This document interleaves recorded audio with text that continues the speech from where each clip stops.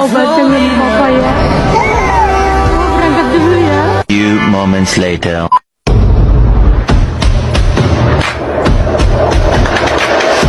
Kita tak tahu siapa. Kalau tak tahu, maka tak kenal. Kalau tak kenal, maka tak cinta. Dari kelas 1F, saya akan menjelaskan bagian-bagian komputer beserta cara kerja dan fungsinya. Hubungkan semua komponen perangkat keras komputer agar dapat berkomunikasi. Yang cara kerja menyediakan jalur slot untuk memasang CPU, RAM, GPU, dan perangkat lainnya, serta memastikan semua komponen dapat bekerja sama. Yang kedua, RAM. RAM berfungsi menyimpan data sementara yang dibutuhkan oleh program atau sistem operasi saat perangkat sedang aktif. Cara kerja membaca data yang mungkin dibutuhkan program atau sistem operasi dan menyimpan data tersebut secara sementara untuk memudahkan akses oleh CPU, kartu grafis, dan komponen lainnya. Yang ketiga, CPU. CPU fungsi melakukan operasi aritmatik serta logika atas data yang diambil dari informasi atau memori yang dimasuk ke komputer. Cara kerja mengambil instruksi dari memori, memproses dan menghasilkan output yang diperlukan untuk menjalankan perangkat lunak. Yang keempat, HDD atau SSD. HDD atau SSD menyimpan data pada komputer.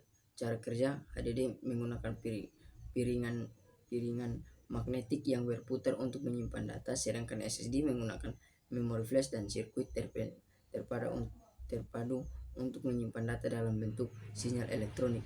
Yang kelima, chipset. Chipset mengatur aliran data dan komunikasi antara komponen-komponen elektronik dalam sebuah perangkat. Cara kerja mengatur aliran data dan instruksi antara memprosesan yang berbeda, menentukan perangkat apa yang bekerja sama, mengontrol bus eksternal, CESA, memori, dan beberapa periher, serta mengatur waktu yang sempurna untuk CPU. Yang keenam, LAN. LAN berfungsi untuk menghubungkan komputer dalam satu jaringan, memindahkan file berbagai printer, mengirim pesan antara komputer dan remote komputer. Cara kerja melibatkan pengguna perangkat jaringan seperti switch dan router untuk menghubungkan perangkat klien dalam jaringan. Ketika perangkatnya terhubung ke switch melalui kabel jaringan, switch mengatur pengiriman data antara perangkat. Jika data harus dikirim ke perangkat luar jaringan LAN, router akan mengarahkan data ke jaringan tujuan. Yang ketujuh, VGA. VGA berfungsi menerjemahkan tampilan ke layar monitor, menampilkan visual dengan kualitas tinggi, menyimpan data yang dikirim dari hard disk, dan memberikan data ke prosesor yang akan diproses. Cara kerja mengambil data digital dari aplikasi yang sedang berjalan, mengubah menjadi format, dan menampilkan di layar monitor. Yang kedelapan, monitor. Monitor berfungsi menampilkan data grafis tampilan yang ada pada CPU agar pengguna bisa melihat data yang dibuat. Ya, cara kerja menerima sinyal dari kartu grafis, komputer memprosesnya dan menampilkan di layar. Yang kesembilan, port LAN. Port LAN berfungsi menghubungkan perangkat ke jaringan lokal, membuat koneksi internet, kabel meningkatkan keandalan dan mengakses internet serta komputer lain. Cara kerja menghubungkan kabel Ethernet ke port LAN pada perangkat yang terhubung ke internet seperti modem dan router. Kemudian hubungkan ke kabel komputer atau perangkat lain di ujung yang berlawanan. Yang ke-10, port USB. Port USB berfungsi menghubungkan perangkat eksternal ke komputer seperti mouse, printer, keyboard, dan lain-lain, mengeluarkan daya listrik ke perangkat yang membutuhkannya dan memungkinkan perangkat USB untuk dihubungkan satu sama lain serta mentransfer data digital. Cara kerja perangkat USB dihubungkan dan diakui secara otomatis oleh sistem operasi. Ketika dihubungkan ke komputer, sinyal listrik dikirim melalui kabel USB untuk mengidentifikasi perangkat yang terhubung dan memulai komunikasi antara perangkat. Port audio berfungsi untuk mentransmisikan suara yang dihasilkan dari komputer menuju output audio eksternal seperti speaker dan handphone. Cara kerja menghubungkan perangkat audio seperti speaker dan mikrofon. Yang ke-12 HDMI. Fungsi HDMI mentransfer data audio dan video ke perangkat tampilan digital seperti televisi. Cara kerja mentransmisikan sinyal audio dan video digital dari perangkat sumber ke layar.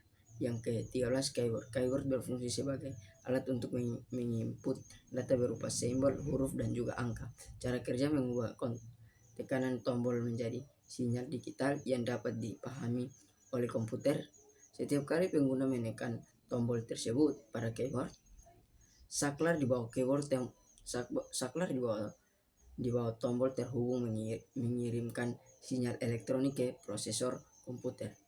Yang ke-14 mouse berfungsi untuk membantu pengguna komputer untuk mengarahkan kursor atau panah pada sistem operasi Windows dan sejenisnya.